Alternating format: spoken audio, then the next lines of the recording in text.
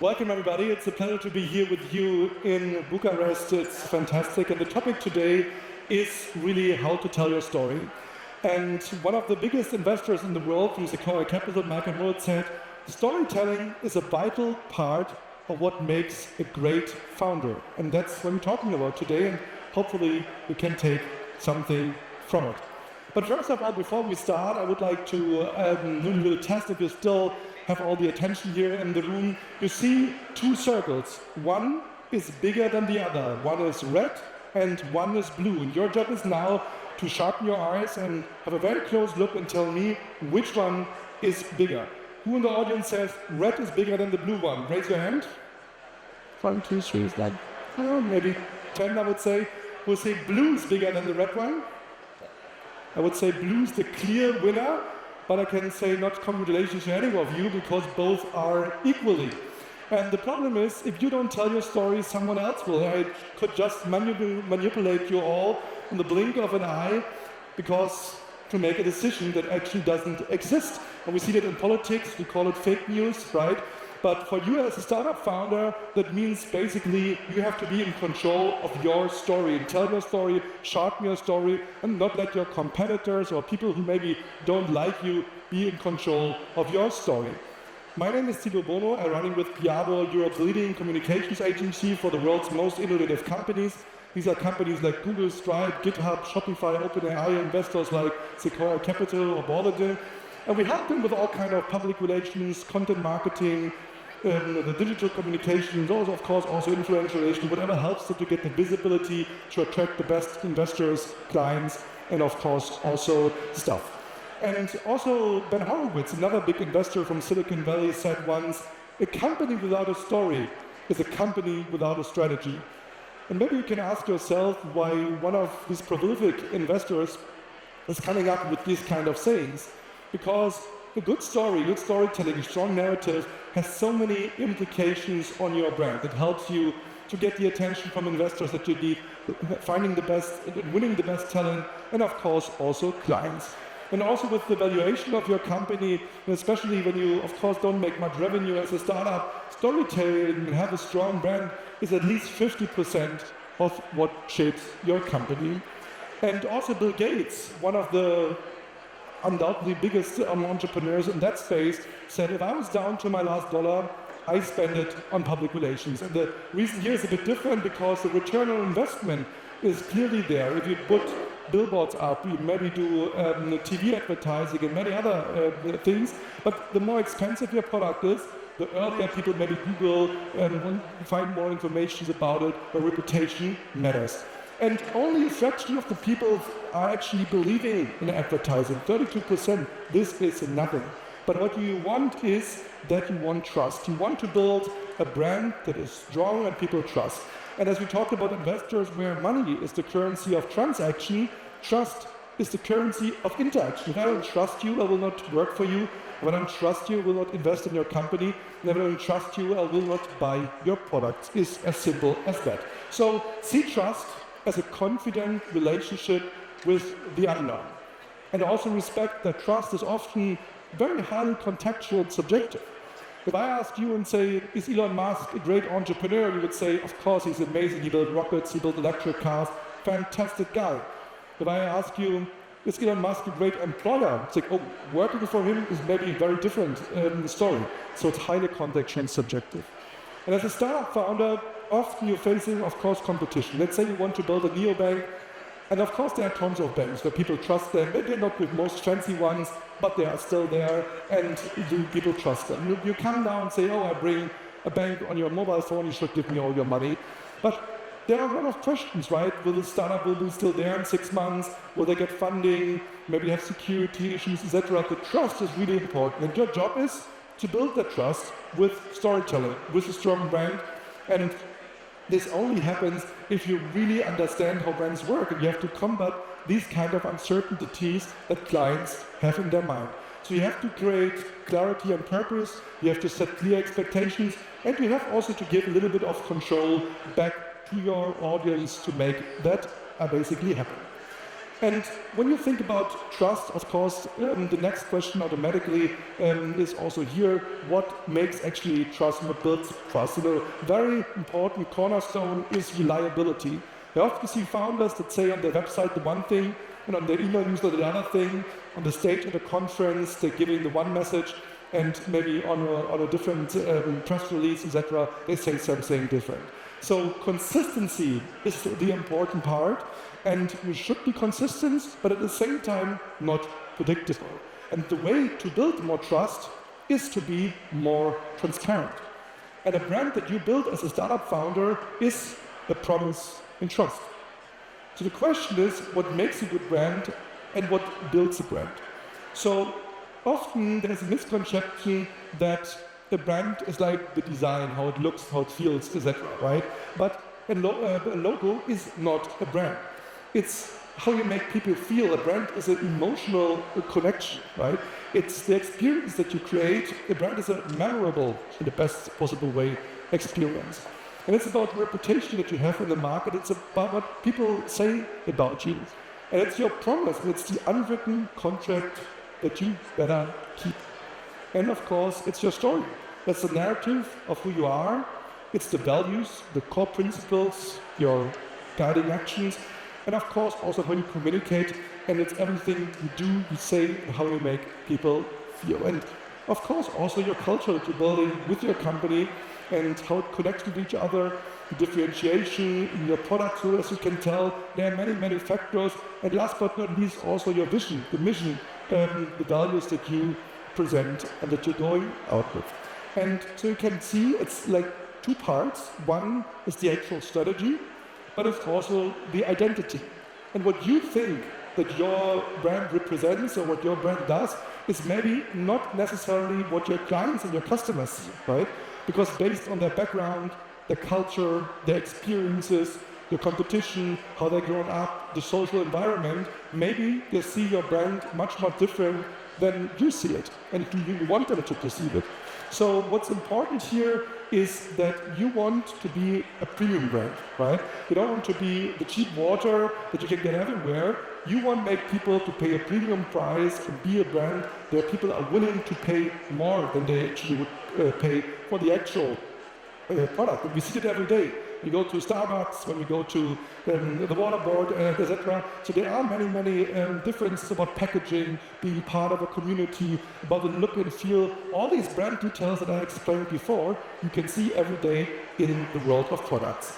But it's not just the look, the feel, etc. It's also how you place and where you place your product. The same product in a different environment can be very, very different in their appearance, but also what you can charge for, depending. Sticking back to the bottle of water, right, in the gym, in the cinema, in the airport, it's very different. And the big lessons for all of your founders here in the room is, because when I talk with founders, it's often the debate is like, yeah, but I want to let my product speak, and my product is faster or cheaper, etc. But the truth is, it is not enough to be the best if others sell better. And if your competitor is maybe more expensive or not so fast or cool or cybersecure than you, but is better in selling, then he will win, and it doesn't matter how cheap you make your product, it doesn't matter. So that brings us to our main topic today of storytelling. How to tell your story and how to build your story. So first of all, what you maybe think is a good story is very, very different from what journalists think is a good story. Because just having a startup alone is simply not good enough, right? That's everybody that someone starts a startup, it happens every day, every week, etc. And also, if you get maybe a good value proposition, you think, yeah, I want to change the world, I want to make the world a better place, that's not really something that is newsworthy because it's very random. And also, if you go out there and maybe has raised some money from your friends, family, 100,000, 500,000, it happens every day. It's not really a good story, even if you're a celebrity investor. When he does it the first time, of course, maybe it's interesting, but when he does it over and over again, it's not that interesting anymore. So when you think about a story, it should be first and foremost about a story that is really engaging emotionally. It should be really considering that the attention span from all people are roughly around 8 seconds, so very, very short. And you should be very clear who is actually the hero in your story. So And when you create this kind of story, you should ask yourself, what is actually the takeaway that I want that people take? What is the lessons learned? And what do you actually want your audience feel? And you can Google a lot of storytelling models, right? There's the hero's journey from Walt Disney, etc. But in the most simple form, the story has a beginning which addresses clearly the problem that you're solving as a company. It has a middle part where you talk about the solution that you're providing. It's a software or whatever that you do. And at the end, the success story. People save money, people save time, whatever it is, right? And this is the most simple form how you can think about a story. And you can really win people over by showing right away that you feel the pain and provide a solution. And stories are meaningful because they are memorable, they're impactful, but also they're personal. So you have to create great characters and be clear about who is actually the hero of your story, right? And it doesn't have to be necessarily the founder. It can be like in Stripe's case, can be the engineers, the programmers that should fall in love with the brand. It can be in Lyft's case, which is a competitor to Uber, they focusing on the drivers as the hero of their story. And you maybe also in Airbnb are clear about that in their story, it's the hosts that they're providing the platform and making them the hero of their story. And great stories are about transformation. So think about the shift from taxi to Uber, right? So everyone has the problem with taxis in their mind. You couldn't pay with credit card, you can't give any reviews, you don't know who's actually driving, maybe they're going on the wrong road. Uber solved all these problems that we all had and became successful in a great story that everyone was talking about it. And every story has a lot of different kind of key emotions that it touches. It can be fear, it can be excitement, it can be the fear of missing out, anger. So a lot of ways of touching in your story these kind of key emotions. But what founders most struggle with is finding their unique communication point. So what is the one thing that you want people to remember about your product, your service, your startup?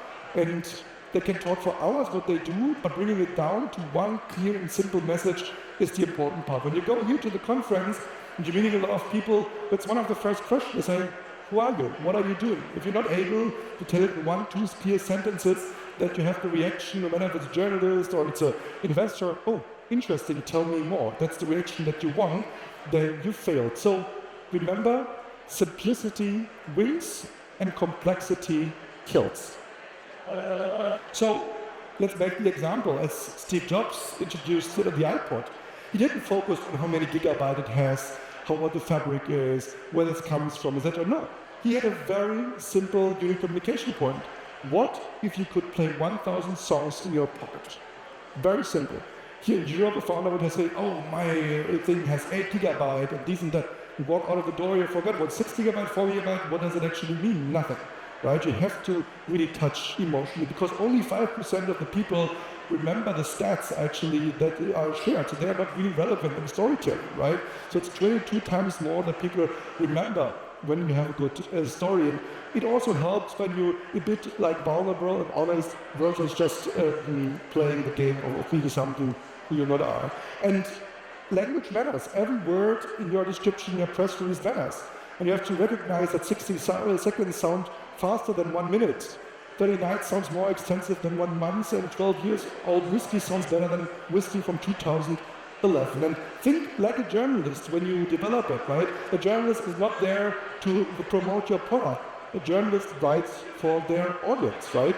And you have to be timely, so getting in the right timing has to be relevant and also different in a way. And when you think about preparing an interview or going into this situation of an interview situation, use the SWOT analysis also for your story. Be clear about what your strengths, what your weaknesses, how the competition look like, because then you prepare also crisis moments, prepare for crisis moments, or when you get nasty questions from journalists that can really help. And you might have heard about the golden circle from Simon Sinek, who said when you build a brand, everyone is able to say what they do and how they do it, but many people are not able to tell you why they actually do what they do. And I think, especially in the world of founders, one dimension is really missing. There is who is actually doing it. So that brings us to the topic of personal branding. Because you are also the CEO of your own brand. And Jeff Bezos famously said, your brand is what people say about you when you're not in the room. And when you don't think it's important, then look at the pure numbers. Tim Cook, who is definitely not that famous like Steve Jobs, has much more followers than the brand Apple. Bill Gates has much more followers than the brand Microsoft. People are generally interested in people. And you want to really follow the 3 R's of personal branding. It's about reputation, it's about recognition, and respect. And a strong personal brand really adds value to the corporate brand that you are building. It's really a leadership requirement and not just a self-promotion personal branding campaign. And it's not about the world has to know you, so like everyone on the planet. No, it's your target group and the people you want to reach. And as we talked earlier about reliability, this is what reliability looks like. It's not just what you say, it's also how you look and how you make people feel. So our goal with personal branding is be the media instead of pitching the media, find shared interests with your target audiences, and really become a trusted source of expertise and be a bit like a purple cow. And don't forget that reputation is an invisible currency that can be your greatest asset, but also your greatest liability. And if you want to learn more about it, there's also a book on Amazon about personal branding called Light Your Fire. So you have to find the right target media, both in personal branding and your corporate communications. You have to reach the hearts and minds of your audience. You have to understand that PR doesn't stand for press release, right? It's not about, oh, what kind of press release we can issue next. No. PR stands for public relations. You should always start with a great, fantastic story and then think, how should it be in a visual environment like Instagram, on LinkedIn, in a business environment? How about influencers that it can support by message, etc.?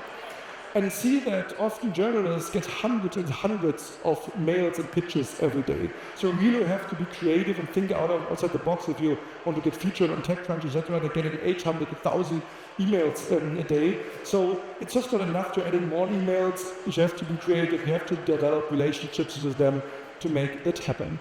And ask when you develop a story, really, is my story a vitamin or is it a painkiller? And you want your story to be a strong painkiller. That's what your focus should be. And when you think, yeah, how can I actually measure that and how does it actually work in practicality, it's not always about the amount, like I have last year 10 pieces of coverage, and next year 120. No, it's also about the share of voice, the market share you have in communications overall.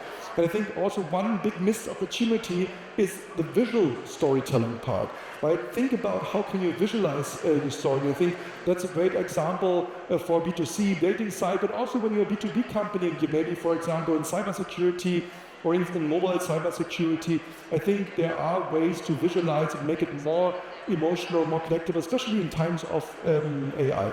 Speaking of AI, last but not least, I want to tell you a bit about the future, what is important right now in the year 2024. What are the new trends? Of course, everyone wants to use AI, but in the end of the day, it's also important, speaking of trust, where the information is coming from, and that it still has a human touch, so it's nice to let it help you a bit of research, but at the end of the day, especially professional journalists, they can tell if you do it just for the purpose of saving time. They can sniff if you don't really doing it by yourself. And of course, in these days we have situations where content is mobile. Also journalists reading their messages on their phones, right? And a video or an infographic that looks maybe very smart and charming on your phone or in your boardroom, maybe on a small device that you have, or on a tablet that you're holding in your hand, it looks very different. So also here it's important to understand how your story is perceived depending on the device where people today consume your content. And also, of course, we are in a war for the best talent, right? We all want the best talent, we want just employees to work with us, and that's why addressing with your messages also the talent market is super, super important and mission critical. So when you think about it, think also that your employees internally but also externally, the next generation of employees will also be addressed and see these kind of messages. And break up the silos, right? It doesn't make any sense when you have for everything a separate agency, someone for LinkedIn, someone for PR, someone for, let's say, advertising, etc. people need to speak with each other, you have to be connected, you have to learn and be in that space. So your goal should be really stand out, find your brand, be different, and stand out, be the proper count, then it will create results that build business. And no matter if you decide to work more with influencers together or more with journalists together, whatever your strategy is that you're taking away from today, always think about form long-term relationships, not one-night stands, at least in business. Thank you very much. It was a pleasure to be here with you today. Thank you. Thank you, Tilo, for the